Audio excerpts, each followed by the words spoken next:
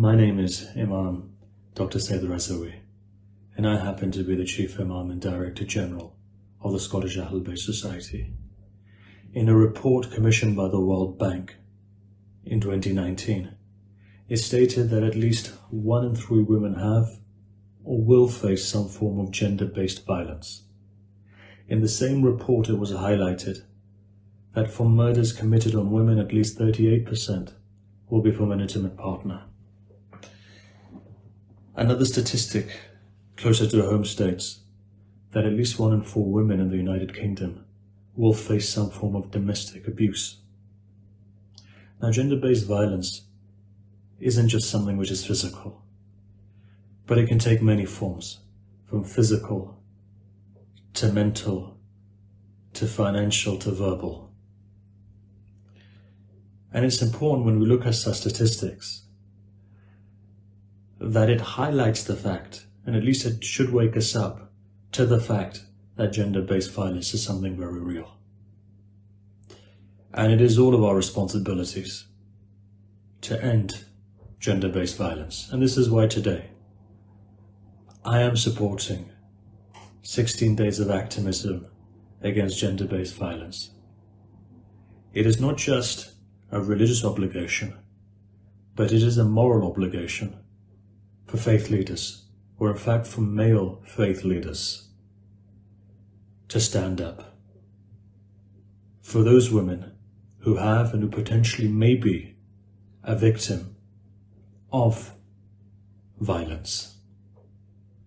Now look, why is this important? We believe that mankind is created in the image of God.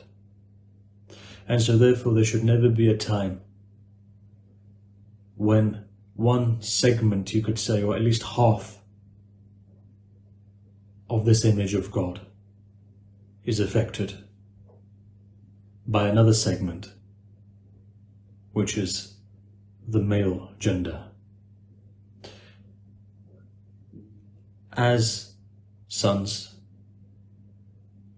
grandsons, husbands, fathers, grandfathers, it is an obligation upon us to teach our children respect for women.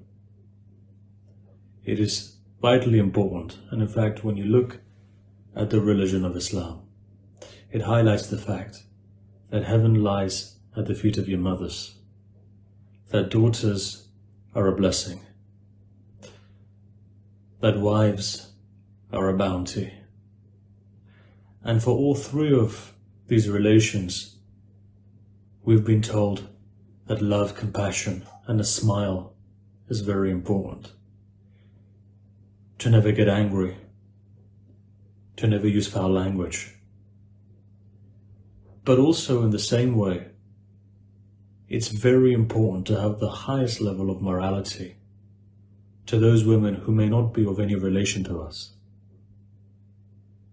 In fact, when we look at the strand of Islam that I come from, Shia faith, our spirituality centered on the Lady Fatima, a woman. And we find that the entire faith is a matriarchal faith, even though there are 3 pillars, 3 women, the Lady Khadija, the Lady Fatima, and the Lady Zainab, the wife of the Prophet, the daughter and the granddaughter of the Prophet. And each 3 of these noble women played a huge role in making, one could say, civilized a community and a nation who were before Islam barbaric and in fact abused their women. So if there was a takeaway message as a male, as a faith leader, I believe it's very important that we support any campaign, and in particular this campaign of 16 Days of Activism against gender-based violence, to create awareness and to extinguish this illness of violence towards women. Please support this campaign. Thank you.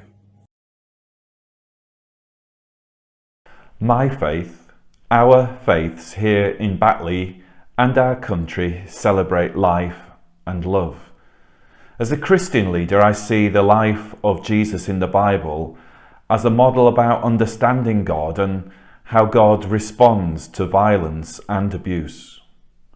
Jesus' own ministry was about exposing injustice and speaking out and acting for the marginalised, oppressed and abused. Jesus was particularly concerned with women who were seen as less important and made vulnerable by oppression and abuse in the time that he lived here on earth. However, inequalities are still clear in all our communities. Shamefully, women and girls are often treated with far less respect, compassion and kindness than they deserve. In our communities and in communities around the world, violence has been used to keep power, inequalities and violence against women. The terrifying physiological and spiritual devastation that is a reality for too many women is an affront to all our core values and beliefs. Violence against any member of the human family can never be justified. And so today I want to join together with others from Batley and beyond and speak out in solidarity with those who've been silenced. We must all stand for rights for all to live healthy and dignified lives. We must prevent the violence against women from persisting unaddressed. We, as faith leaders here in Batley, have spoken out against violence against women in our own communities and spoken out in our churches and mosques too. In speaking out against violence against women and caring for survivors, we are not alone. Many religious communities and individual people of faith are committed to ending violence against women. And our actions will be stronger and more effective if we join together. We're all affected by a culture of violence, and we can all respond by creating a real community that is safe and healthy for all, people of all faiths and beliefs, for women and for all others too. Namaste. My name is Dr. Srihari Vallabhajousula. Today I challenge gender-based violence, particularly against women. I am a practicing Hindu. One of our most famous scriptures, the first verse of Srihari, very clearly tells us, Shivaha Shaktaya Yukto Yadi Bhavati Tataha Prabhavitum Nache Devam Devo Nakhalu Kushalaha Spanditumapi. Shiva is a very powerful deity. He is a male. And the first verse of Srihari tells us that he is absolutely powerless without the help and support of his consort, a woman, Shakti. Men and women are equal, and a gender-based violence has absolutely no role in the society and should not only be challenged but condemned and eliminated. And I'm hoping you all would join me to challenge, condemn and eliminate the gender-based violence, particularly against women. Hi, I'm Andrew Smith, the Director of Interfaith Relations for the Bishop of Birmingham. I wholeheartedly support the 16 Days of Activism against gender-based violence taking place at the end of November, and particularly the call to end religiously motivated gender-based violence. It is a travesty that men have too frequently used religion to control, silence, or even commit acts of violence against women. As a Christian, I read the example of Jesus, who affirmed women and included them in his ministry here on earth, as well as his teachings of peace and care for all, particularly those who are vulnerable. One of the good things in recent years has been the rereading of biblical and other Christian texts to bring to the fore women's voices and experiences, ensuring that they are no longer sidelined or silenced. But there is much to do in challenging anyone who uses Christian teaching as a justification for violence against women, whether that's physical, emotional, spiritual, or through acts of coercion and manipulation. I wish the 16 Days of Activism every success. Violence against women and girls is totally wrong. Islam condemns such behavior. The Prophet Muhammad, peace be upon him, taught respect for women and girls. When he was asked by his companion, who deserves the most honor and respect, he said, your mother. The person asked again for a second time, and he replied, your mother. The person asked for a third time, and the Prophet, peace be on him, said, your mother. Only at the fourth asking did he say, your father. This demonstrates the importance of women and girls in our lives. He also said, paradise lies at the feet of your mothers.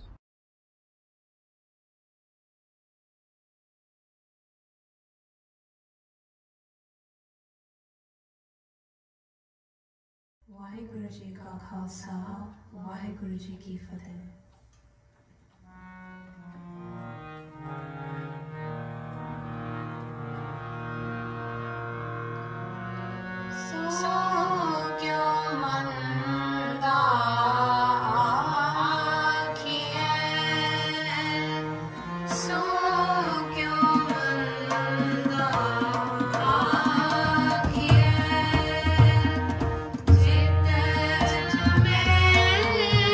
Raja